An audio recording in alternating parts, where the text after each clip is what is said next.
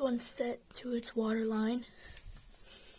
I might replace this float eventually.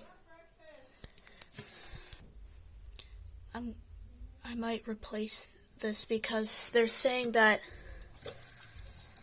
it fills up slow. It might be just mineral buildup. This is just rust.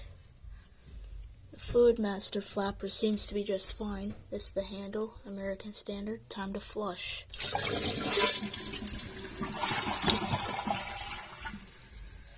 It's got a pretty nice flush, but I don't know what they mean by it's filling up slow. Well, it does fill up slow, but, you know, it's still...